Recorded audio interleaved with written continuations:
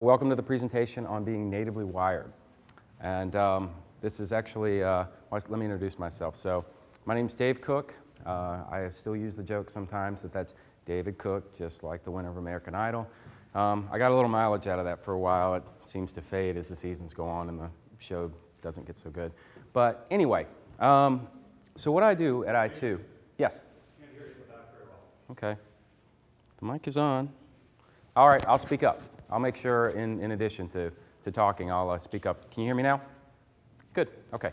So, what I do at I2, I am the global manager for law enforcement, intelligence, national security, which is basically, it means my responsibility is really taking care of those areas and being really an advocate internally within I2. Prior to working at I2, I actually worked for one of the business partners, Esri. And before that, I spent some time in law enforcement. So, you know, I think I've got a pretty good feel, or try to have a good feel of trends within what's important within the law enforcement, the intelligence, and national security community. And that's partly what I'm going to talk about today. You know, natively wired. What does that really mean? We kind of alluded to it a little bit, but you know, I want to spend a little bit more time talking about it, both as a concept, you know, really defining it for you, and then really looking at a demonstration of it, because it's not something that it's something I think that a lot of folks actually are interested in, and I think a lot of people really will have an interest in. It's just more an issue of how do we scope it out? How do we really make it look? And so that's really part of the presentation today, or the majority of it is, it's not rocket science. It just works. You know, how being natively wired really is a force multiplier.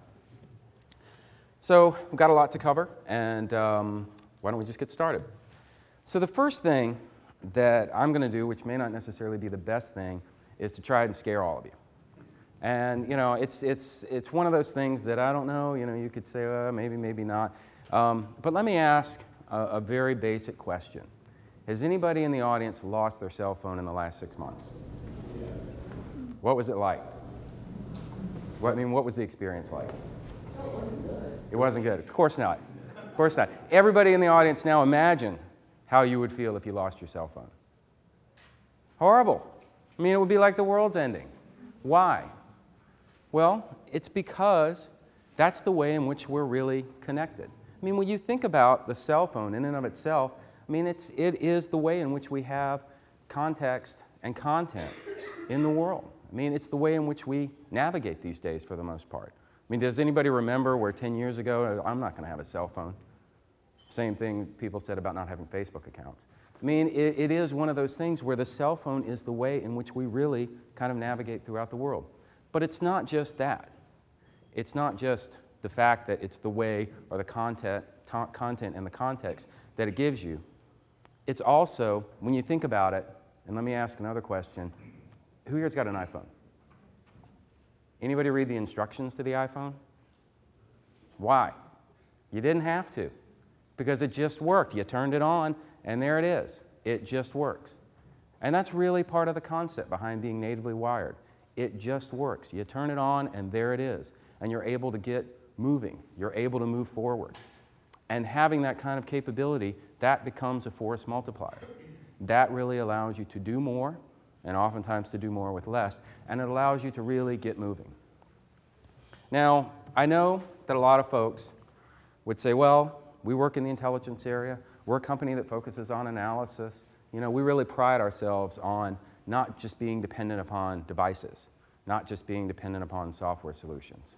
You know, we pride ourselves on the ability to process things. So let me ask another question then. There's no clock in this room, so everybody, if you have the ability to, look and tell me what time it is. How many people are looking at their cell phones? Pretty decent share. Why? Because the cell phone, again, has become one of those basic things. I mean, it's become the way in which we, at least in part, in many cases, and I know some folks have wristwatches, but it becomes part of the way in which we do one of those most basic things. What time is it? Or we may look at a cell phone, we may look at another device like an iPad, we may look at a computer, but it's telling us where we are. It's telling us, in many cases, if you look today, who we're friends with, it tells us what time it is. I mean, it's just that natural element. It's that natural thing for us to use. So natively wired. You know, I give you some examples there, and I'm saying, yeah, well, it just works.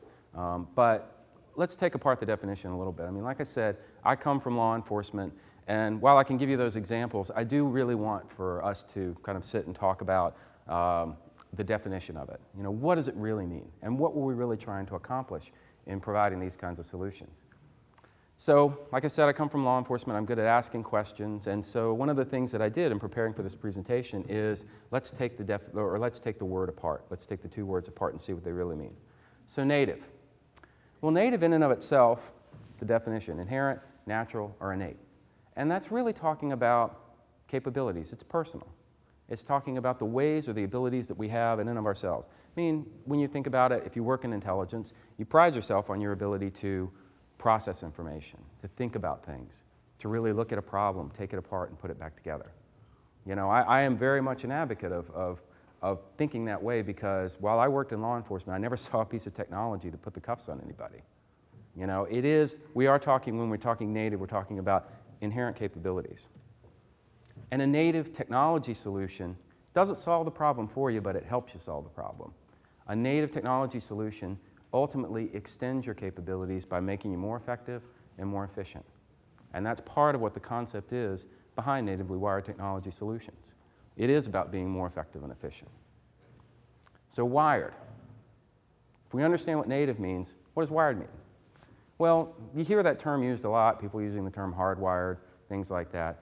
But wired is probably a little bit different. Let me give you an example of how we probably would think about it today. Anyone know what this is? Rodin, about 100 years ago, sculptor, the thinker.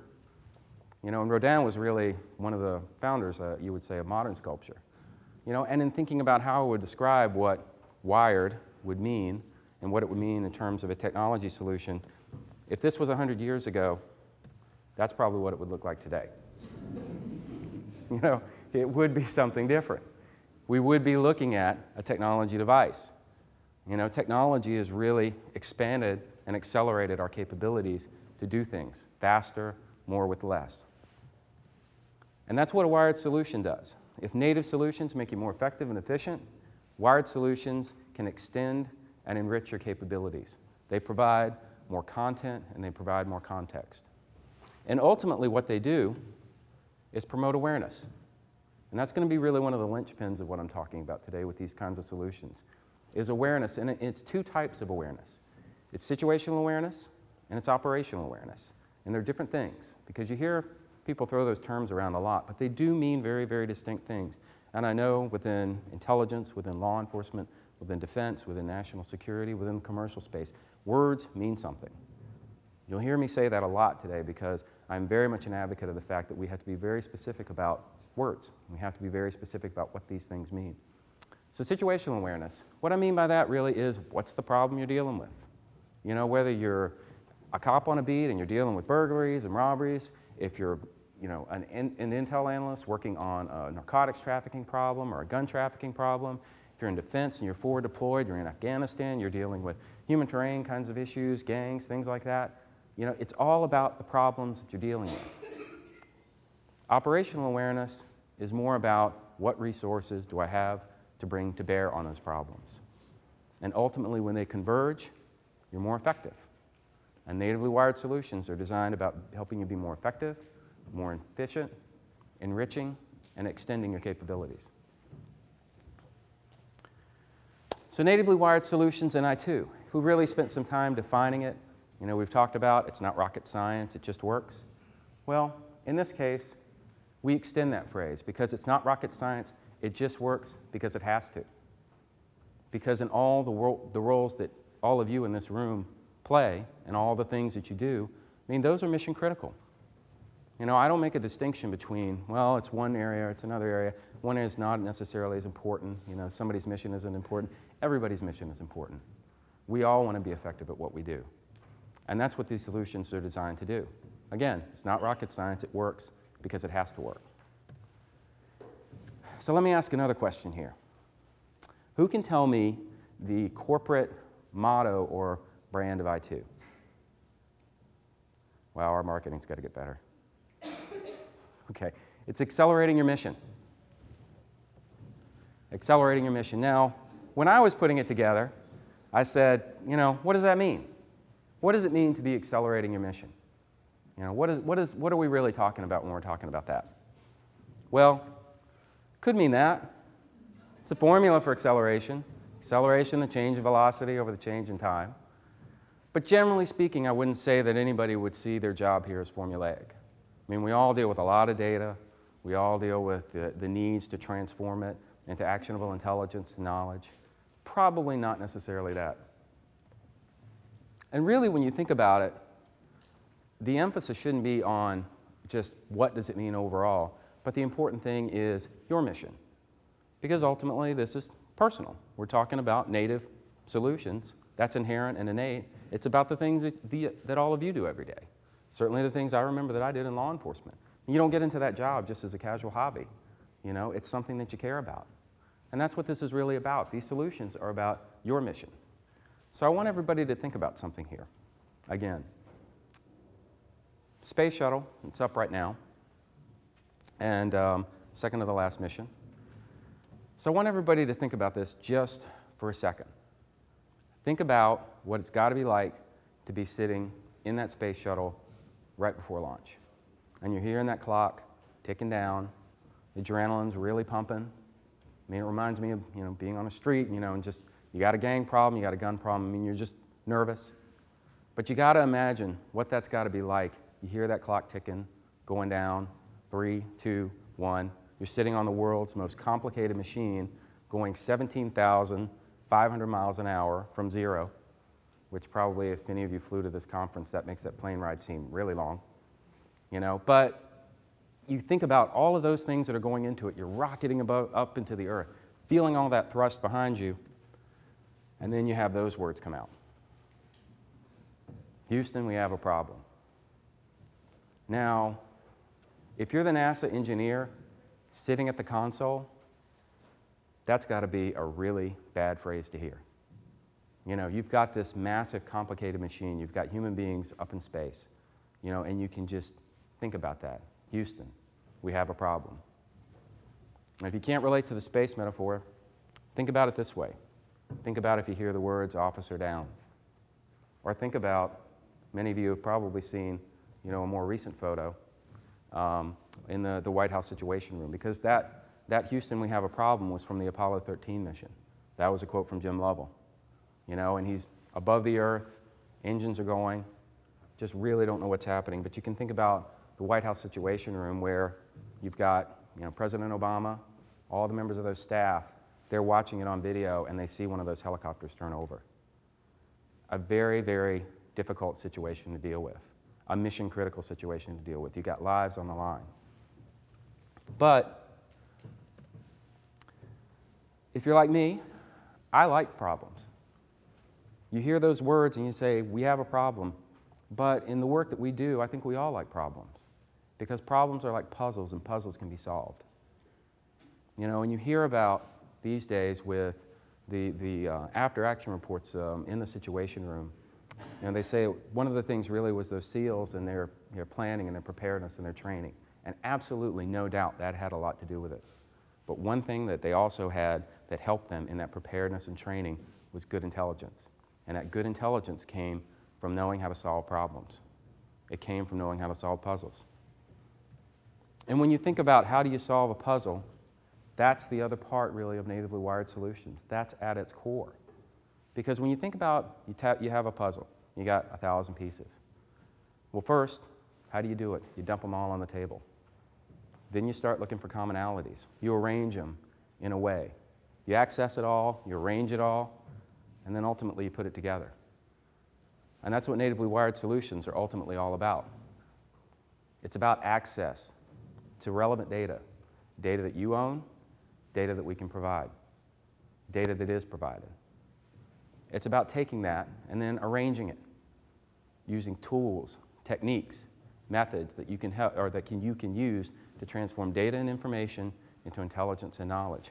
You put the pieces in a way that starts to make sense. You got to see the picture before you can actually lock the pieces together. And then ultimately you assemble it.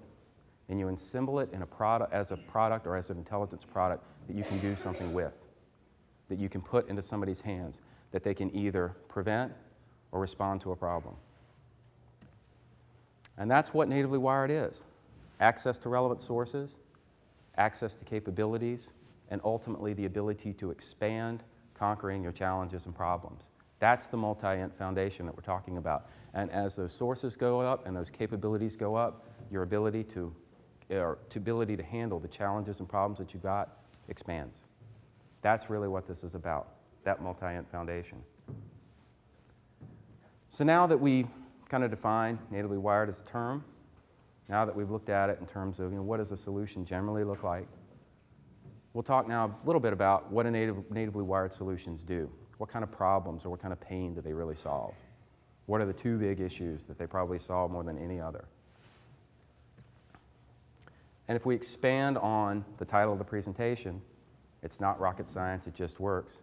Well, here it's not rocket science, it just works, and here's how it works. So here's the pain that these kinds of solutions will really solve. So we think about the phrase again, Houston, we have a problem. Again, I talked about accelerating your mission. Well, here we're talking about we. We're talking about all of us. What kind of problems do we really encounter? What kind of problems do we encounter in the work that we do every day? And chances are, if you break them down, they're probably two key ones, I would think. So let me ask another question. How many of you have too much data in your lives? Only a couple people, really? Come on. Nobody has too much data in their lives. How many people have more than one cell phone? 2? 3? Nobody. Cell phone and iPad? 2 cell phones and an iPad? I admit, I've got it. Mine, this one, the iPhone's up here, the iPad. I mean, you think about it. We just have a massive amount of data to deal with every day. And I'm just talking probably in your personal lives. When you think about all the data that's coming to you, you have all these texts, everything like that. Data overload is an incredible problem. I mean, it's a problem that we just have to deal with. How many of you have drawn a line in the sand and said, yeah, no more, can't deal with it? You know, I don't want an iPad. I don't want a tablet, PC. I mean, we have to draw a line somehow. But sometimes it's not really about just getting rid of the device. What we're really talking more about is our ability to have tools and methods that help us deal with that data overload. And in the mission-critical roles that everybody in this room plays, chances are, we have too much data. The problems that you deal with are complex. They're not simple. We all have stories from law enforcement, from Intel, from NatSec, from defense. We all have stories. And out of all of those stories, they're not simple. If there's a commonality, they're incredibly complex. The problems that you deal with are complex. But the way in which you can draw the line in the sand are exactly these kinds of solutions that I'm talking about. Solutions that, again, allow you to transform data and information into intel and knowledge. Solutions that ultimately allow you to do more with less, that allow you to have less process in terms of getting to the things that you need. I mean, data overload is certainly huge. But data overload is really only half the story, because it's not just about dealing with the data. It's also about how you access the data. Does anybody do this? Remember me on this computer? Why wouldn't you? Because who's got at least, if you have to remember 6, 7, 8 passwords to get into this or to that. I've tried to develop one common password. I hate it when it expires because I've just learned it. Or you have to hit Control-Alt-Delete to log into one system after another. So it's not just about data overload. The other problem that we're really talking about is what I would call swivel chair analytics. So what do I mean by that? Anybody can relate to this problem? You're doing your job, you go in, you got to log into one system to get some data, then you got to turn and log into another system to get some more data, and log into another system to get some more data. By that time, it's probably lunch. You may be able to get to the work that you got to do after lunch. You've got one system after another that you've got to access data from, meaningful data, data that you need to do something with. Well, instead, what we're trying to encourage with these types of solutions is getting around that. Allowing for data sources to be in one relevant location, to be able to access it in one particular way, to be able to pull together linkages of all different kinds of sources, from media sources to digital images to biometrics, email, Think of all of those things, and to start making connections, to develop an integrated multi-intelligence foundation. You've got all that you need in one interface. You can access all that you need in one interface. You don't have to log into this system and that system and this system. So you can manage all the data that you've got, and you can do it in one location, one integrated foundation.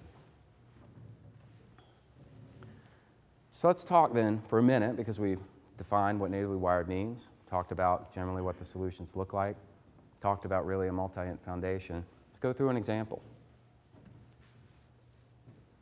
And to expand on the title of the presentation, it's not rocket science, it just works. So it does work. Let's take a look at it. You know, what does it take in practice? If you're going into a multi-int strategy, an open source intelligence strategy, you're trying to bring all of these different intelligence capabilities together, chances are it's going to really revolve around two things. One, if you do it alone, it's a significant internal investment. It's huge. To go through open source, I mean, think about how vast the internet is, and think about how much more data keeps getting added. You know, all of the data that keeps going out on the net, all that's open source, all those media sources that you have to comb through every day. Huge internal investment. In addition to that, it's really process heavy. It takes a lot of time. I mean, it's not simple. It's not just easy. Doing it alone. So let's look at an example particularly related to weapons trafficking, and what we're going to bring together are three kind of key components within this example. It's really what I kind of call the three-legged stool with intelligence, because it brings together those components that you really need to understand a problem. The relational component, the temporal component, and the geospatial component. And we're going to go through some sources and examples that will show you exactly how that evolves. So we've got an example dealing with weapons trafficking, and this is a scenario. So while we're pulling this together, and I should make a note, we're pulling this together in terms of creating the scenario. The data that we're using here is they're actual sources. So it's a scenario still, but I wouldn't say it's necessarily a demonstration, because what we're talking about is walking through that scenario. So we've got weapons trafficking going on. You've got sales of weapons and illegal weapons to a number of different locations. And so where do we start? Well, we start with a chart. And the scenario that we've really got here is we've got one individual, or we've got actually the weapons stolen, they're intercepted, and then we have an individual who's arrested. And so we're trying to understand what the relationships were and what things the individual was doing. So we're starting with a chart, one location, and we start to take apart the problem.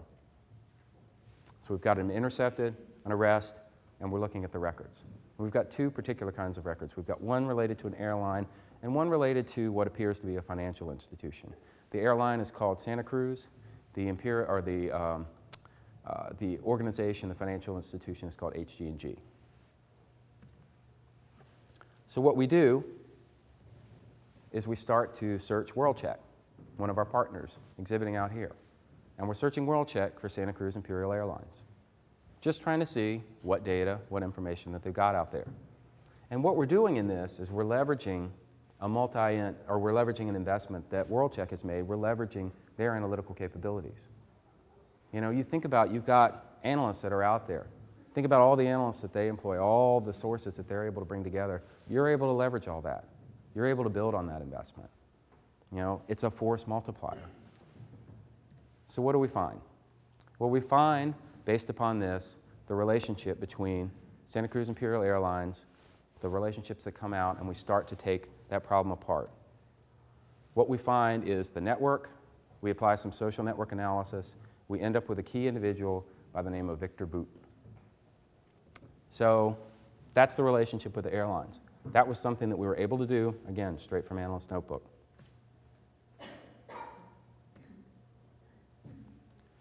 So now we see we see our individual here, but we see all of his particular relationships. Again, looking at all the data sources around that.